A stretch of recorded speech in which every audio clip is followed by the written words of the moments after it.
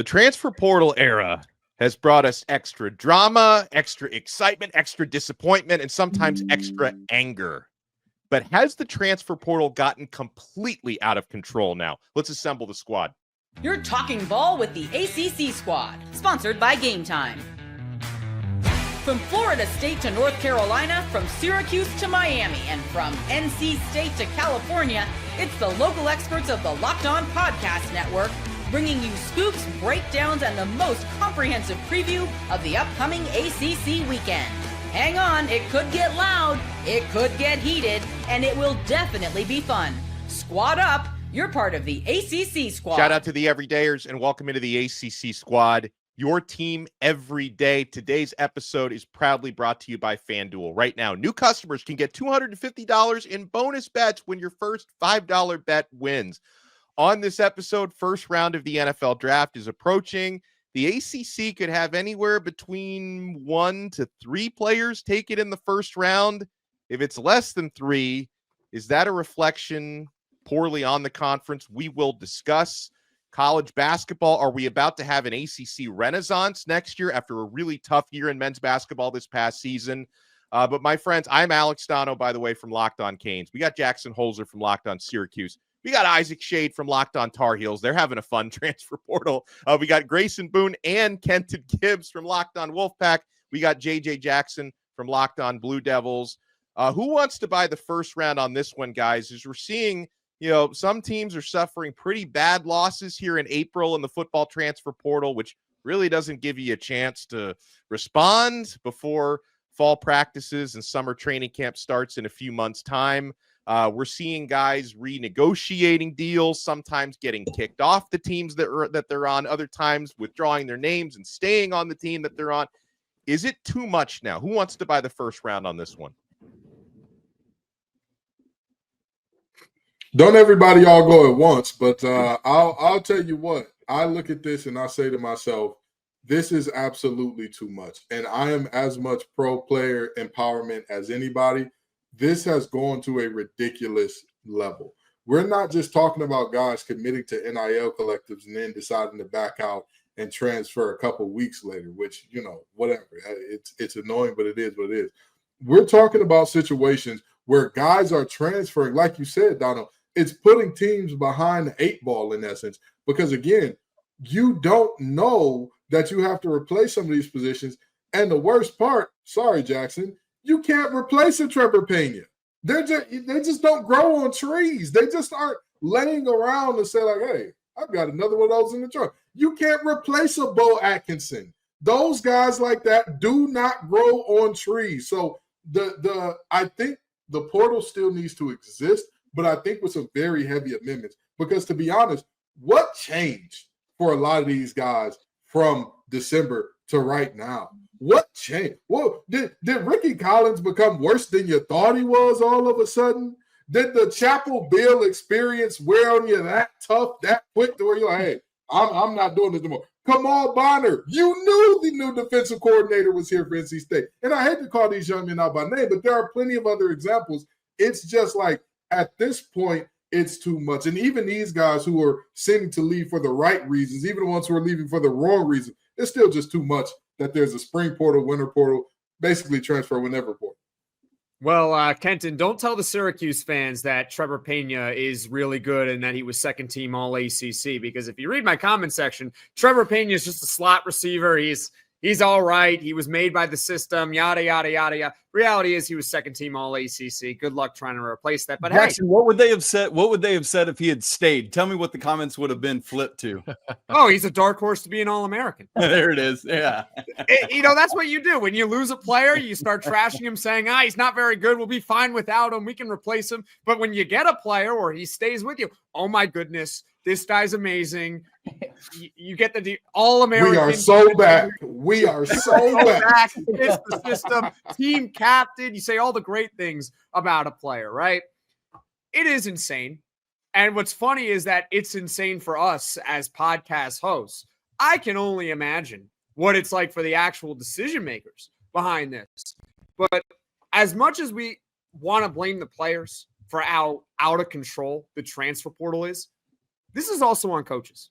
This is also on decision makers, because oftentimes what happens is the coaches either nudge someone out the door or they quite literally kick them out the door.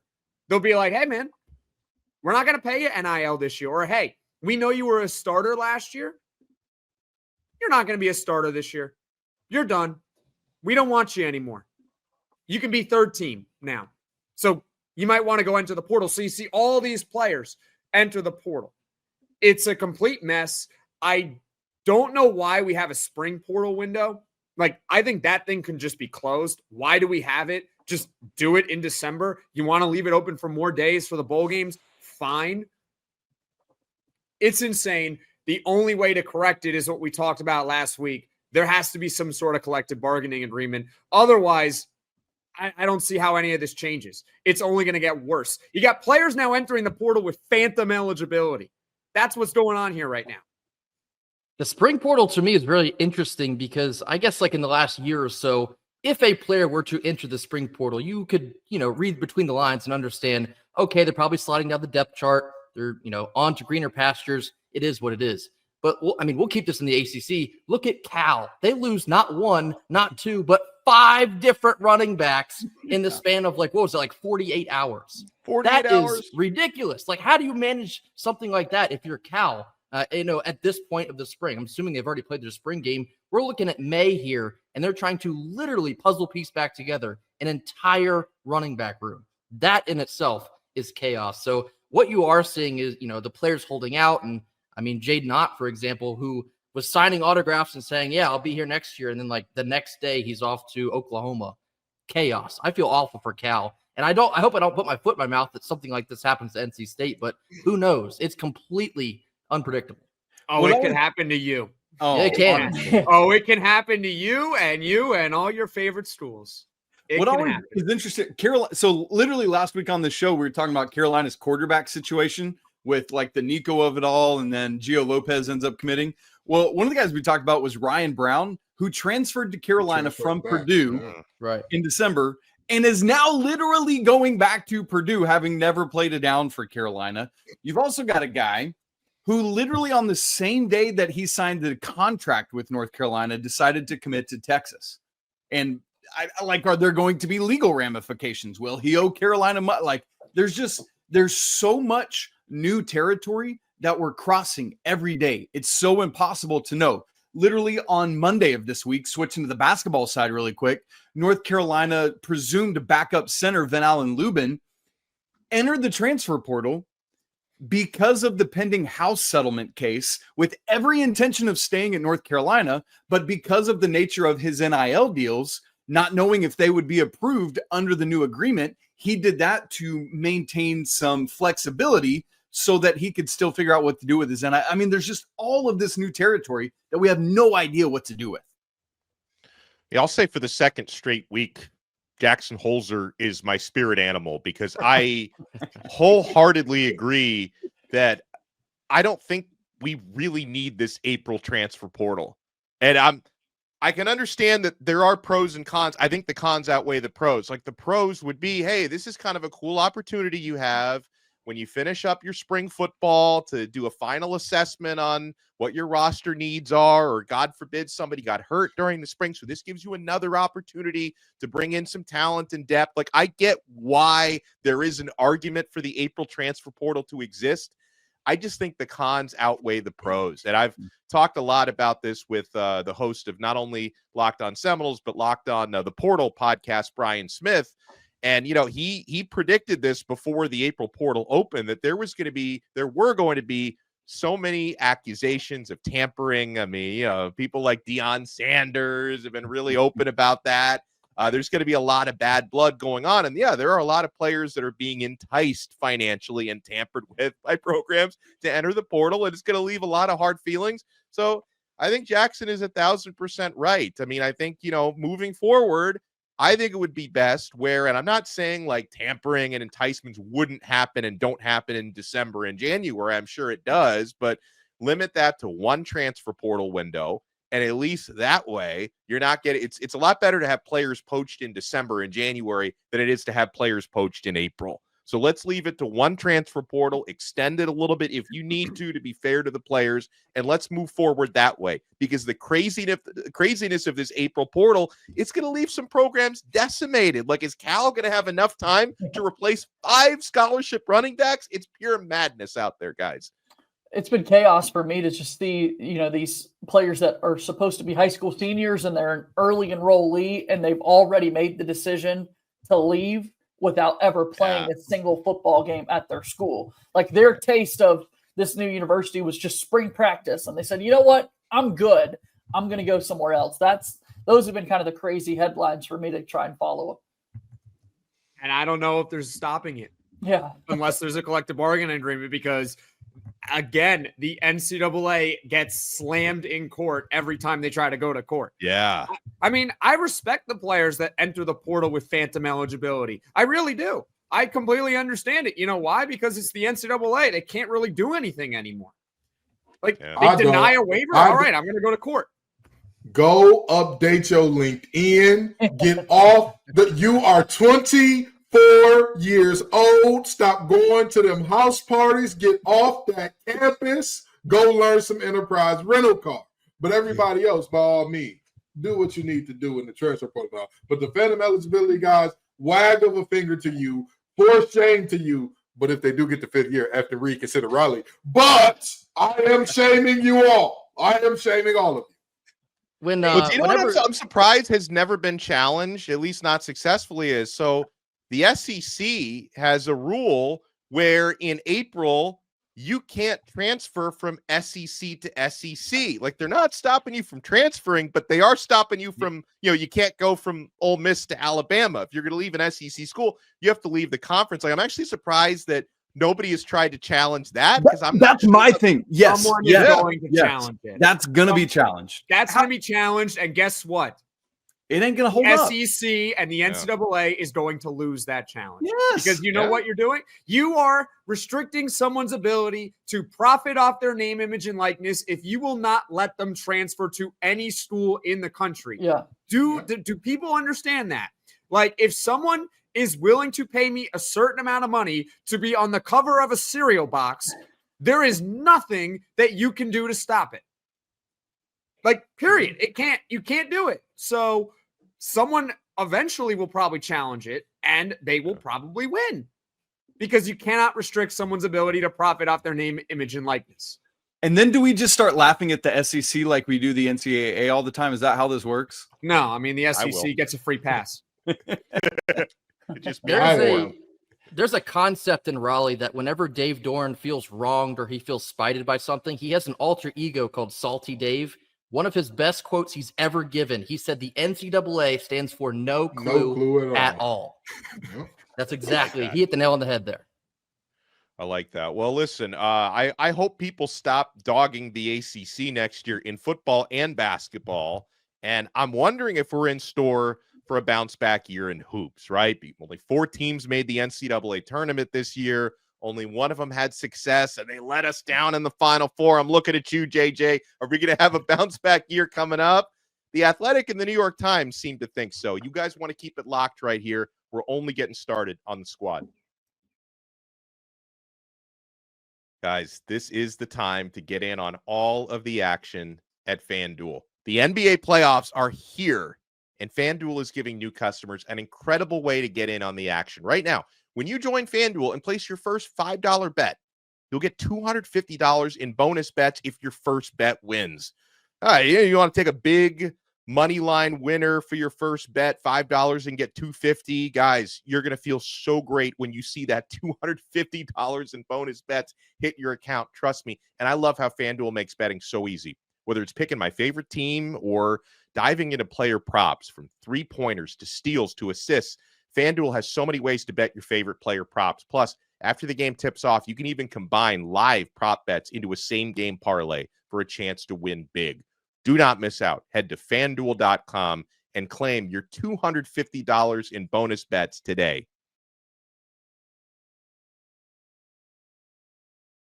Thank you for making this episode of the Locked On ACC Squad your first listen and your first watch. We got Kenton and Grayson from Locked On Wolfpack. We got Jackson from Locked On Syracuse. I love how he's changes his background to hoops, knowing what we're about to talk about. We got Isaac Shade from Locked On Tar Heels.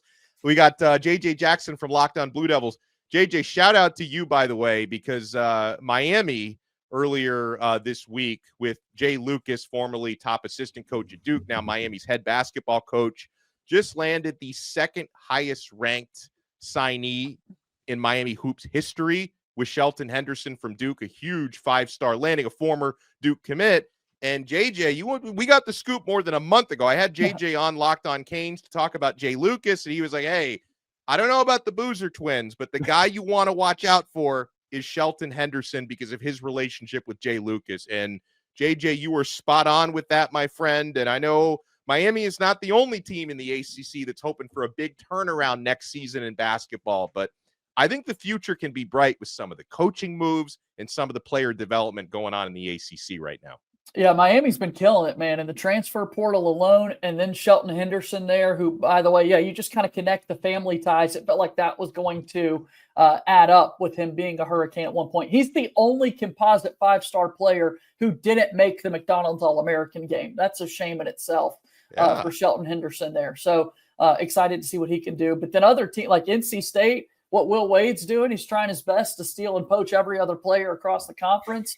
He's been lucky, sometimes unsuccessful in other regards. But, guys, I do feel like as the representative who actually carried his weight and did his own this basketball season, I won't have as much tension and stress on these shoulders going into next season thanks to the work you guys have been doing. So thank you there. Thank you very, very much. You know, of all the teams that people are need to be talking about more going into next season, Jackson Holzer's boys up there. You want to talk about family ties. Who's this Anthony kid that got coming? I've heard his dad was pretty good there back in the day. But no, seriously, they've got a massive class coming in themselves that, you know, regardless of how you feel about Autry, in basketball more than almost any other sport, it's like, how much does coaching really matter? If you've got dudes, it's like, got to go out there and figure it out, and you'll be okay. And last time I checked, this is what, their third or fourth best recruiting class as a whole of all time? All time for Syracuse? I think it was up there. I could be wrong, but I heard that this class was pretty good for them. I mean, it is a pretty good class. I mean, I haven't checked in about a few days, but last time I checked, it was around top 10 in the country when you combine transfer portal and also high school recruiting. So by the rankings, they are doing pretty well. Yeah, I don't know about ever. I mean, Syracuse used to get the number 1 or number 2 class in the country on almost an annual basis. Either way you cut or slice it, this is a massive class that people are not talking about in terms of like, hey, Syracuse is a team to watch out for. Everybody's talking about Will Wade and Raleigh. Everybody's talking about Odom to UVA, saying, hey, that guy was so close to UVA, he didn't even need a flight tracker. You had to track a U-Haul truck to figure out where he was moving. And lo and behold, these are now, you know, teams that people are, or that is now a team that is all of a sudden flown under the radar who, like Jackson said, oh my God, this is a team that normally pulled in top 2 classes on a regular basis. And now people are like, what are they over there? What are they going to do? So they deserve some love as well in a potential renaissance for the ACC next year. I'm also Isaac. I want to pick your brain. And when I referenced Athletic and New York Times, so there was an Athletic piece that ran in the New York Times this week pointing out that, listen, there are ebbs and flows in college basketball. These things can be cyclical. We shouldn't read too much into the ACC's lack of regular season and outside of Duke, lack of postseason success. It seems like the ACC is poised for a bounce back. Do you agree? 100%. And I think it starts with, yes, the coaches and getting successful. But as Kenton said, so much of it is we as a conference had to do better in the transfer portal this offseason.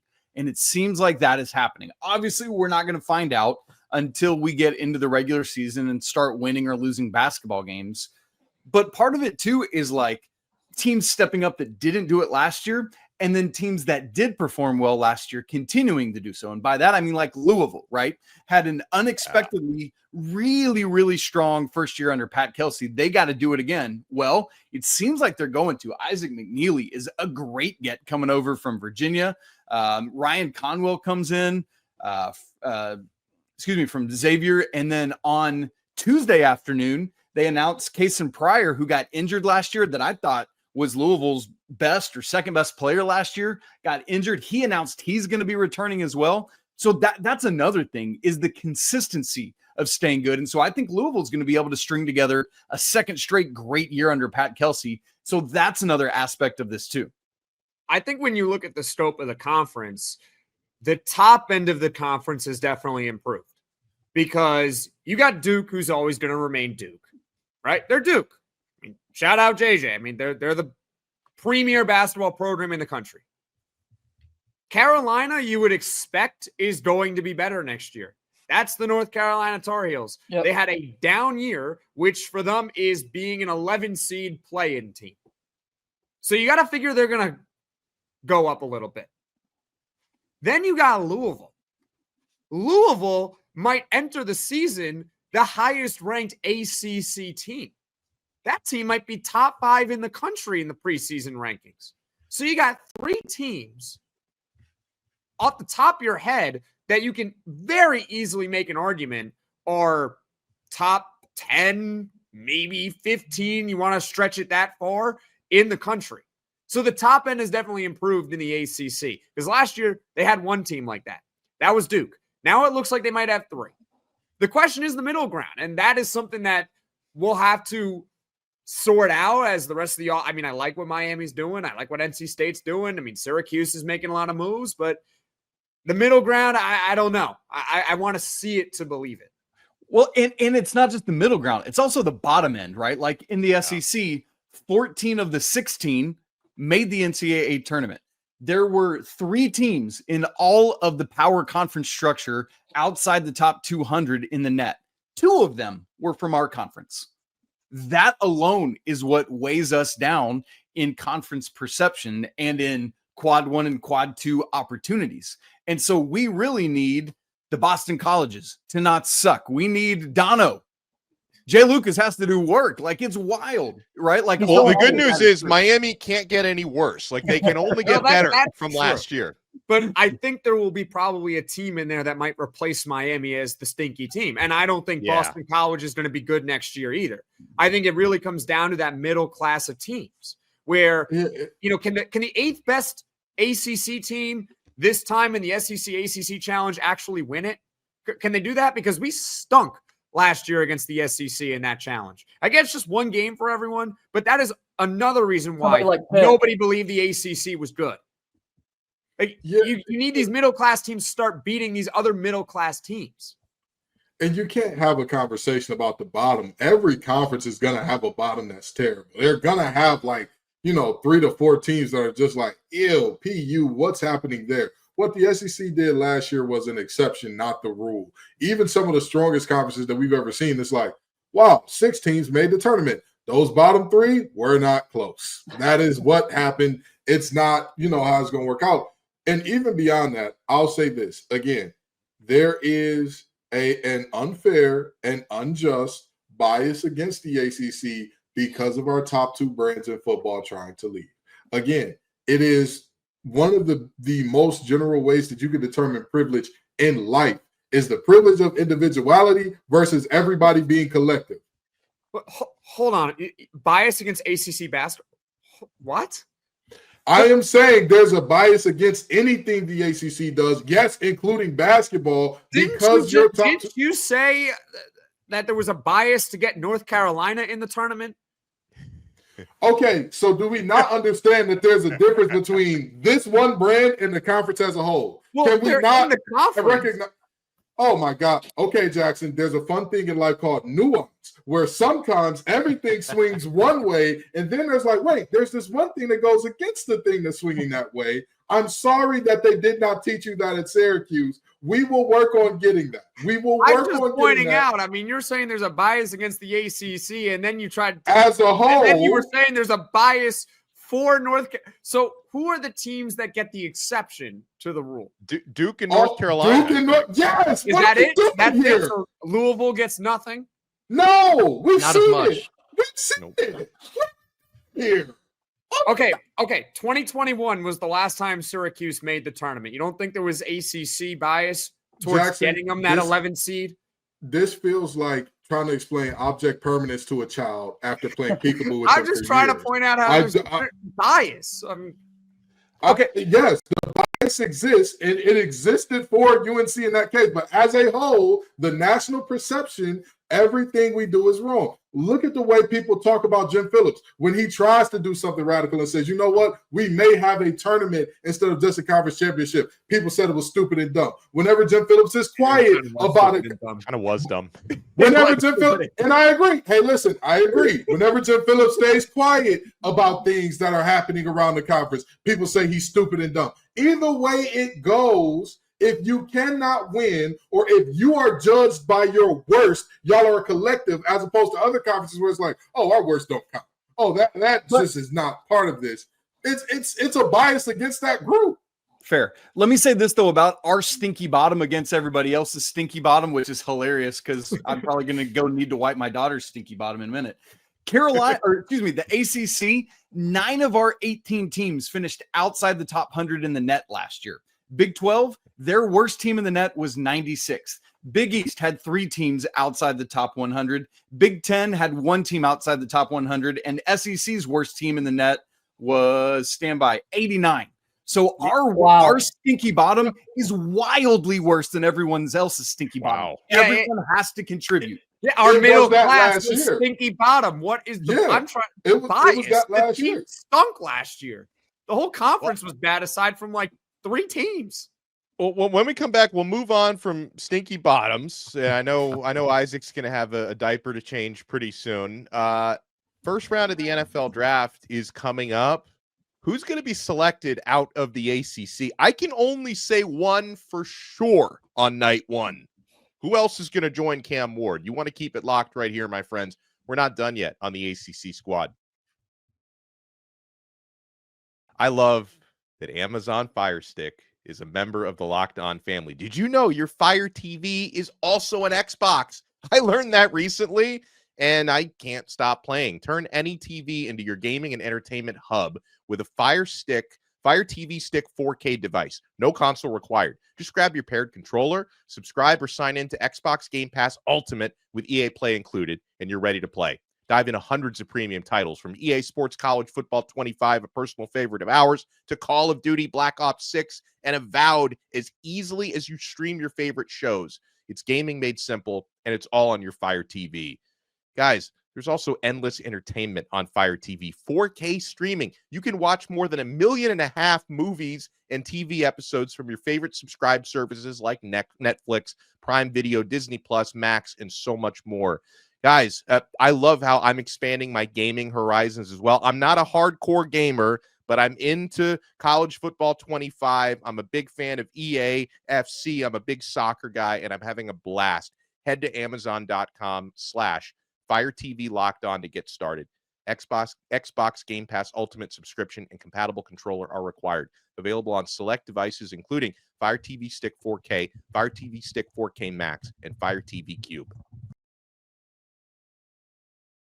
Thank you for making the ACC squad your first listen. For your next listen, check out Locked On NFL Draft. Cram, get your mock drafts ready. Get ready for the NFL draft in the first round.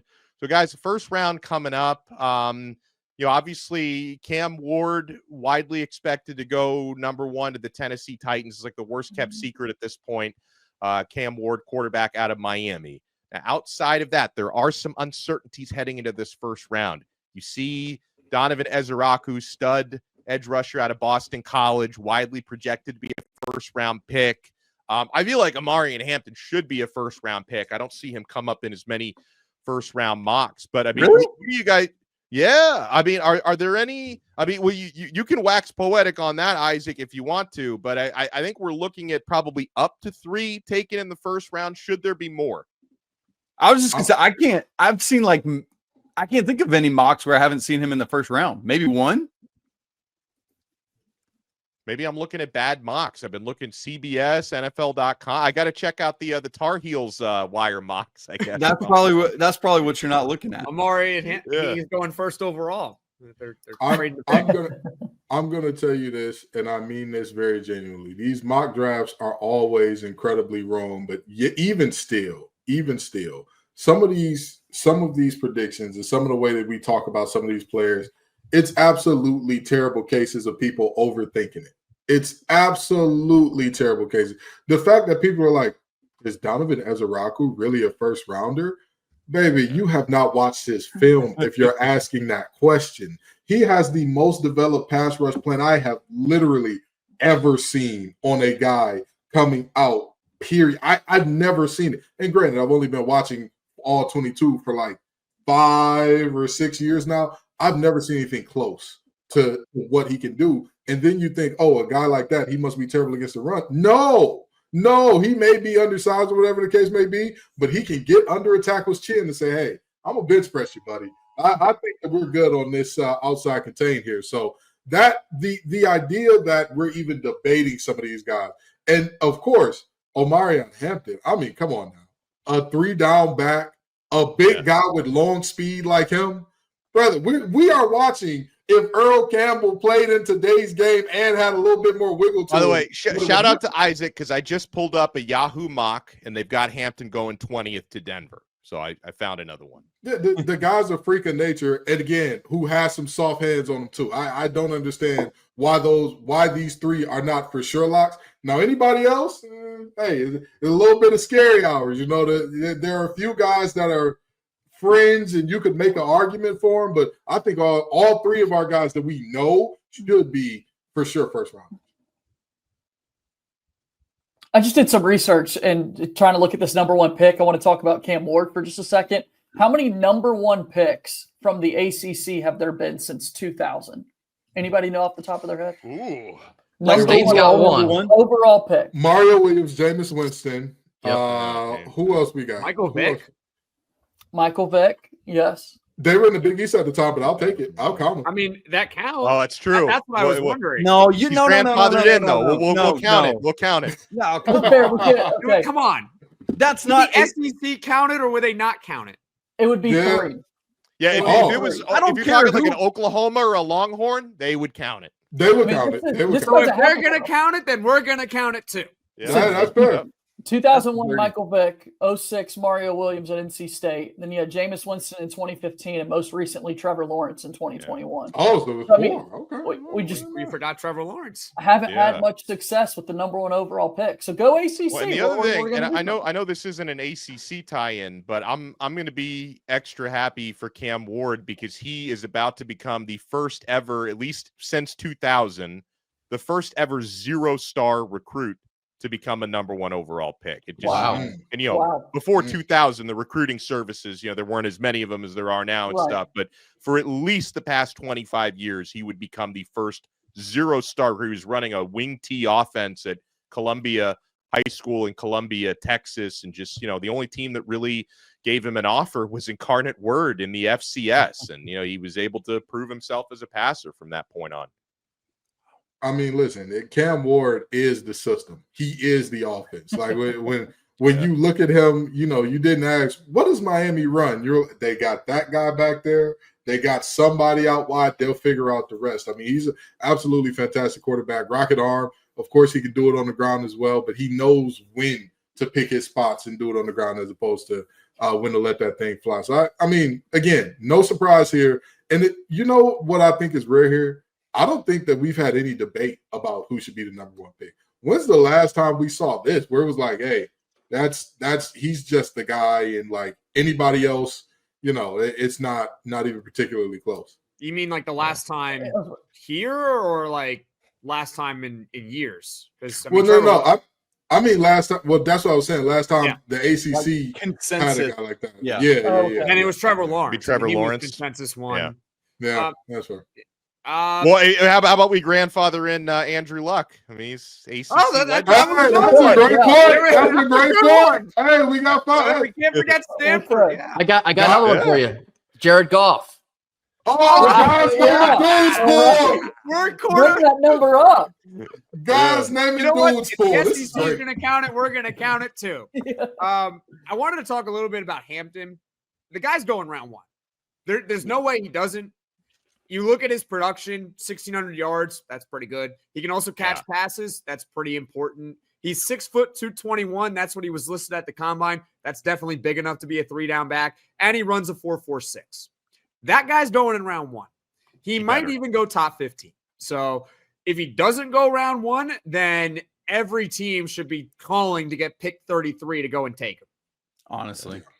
And it's like, I think the thing for me, like besides all the numbers, this is a dude that like literally just wants to win. Like not flashy, not like, look at me. He's out there like, what do we got to do to win? How many carries do I need to tote? How much pass pro do I need to do? Like, that's the kind of guy you want in every locker room you've ever been in.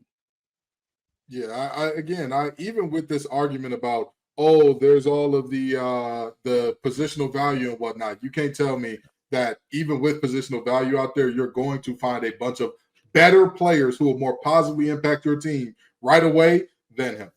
Well, the positional value is the reason why Hampton isn't going to go 3rd overall like this would have been 25 years ago. Now, the first or second best running back, if they have the size and they have the speed and they have the pass catching ability, they go top 10 if they're really, really exceptional, like the Bijan Robinson type of player, or if they're maybe a step below Bijan Robinson, they start going top 20. Hey, Donno, Kenton, I know you guys are looking at this because of Locked On ACC a lot more than the rest of us. Maybe this is the get out question. After those top 3 dudes, who's the next ACC player off the board? Ooh. Kenton, I'll defer to you because I don't know. I'm not even gonna lie to you and say I for sure got a guy that I know is maybe Elijah Arroyo, tight end out of Miami. I've seen him getting some relatively high buzz. He's a huge riser. He's a huge riser. He was one of the biggest risers in the post season draft process. What? So round 2, I'm assuming is where he's going to go. Where in round 2? Yeah. Like I see Alec Iomanner in round 3. I see Joshua Farmer from Florida State in round 3. Every Syracuse fan wants me to mention Kyle McCord, so I'll throw him in the hat, and that's about it. Yeah. I mean, I'm telling you, once you get past round 2, it's really, it really and truly is, because at that point in time, nobody's really picking for big names. That's actual scouts doing their jobs type of deal in there. And you know, if we're talking about who our fans want us to mention, Davin Van is going to be somebody's day 2 steal. I have no doubt about it. That guy can play everything from a 3 through a 5, and you know, he's exceptional at it. So I think that type of scheme versatility with pass rush juice, somebody's going to be getting to go. Ezraku Thomas, Florida State, is another guy who should be drafted relatively high. And listen, between Thursday night, Friday night, I hope Saturday as well, I hope we have a lot of guys taken and the ACC can have a good showing. Huge thank you and shout out to everyone for making the Locked On ACC squad your first listen and your first watch. Make sure you subscribe on all the channels. We're on every ACC channel, guys, from Locked On ACC to Locked On Canes, Locked On Syracuse, Locked On Wolfpack, Tar Heels, Blue Devils, and all the others. We'll talk to you guys again next time on another episode of The Squad right here on the awesome Locked On Podcast Network. Your team every day.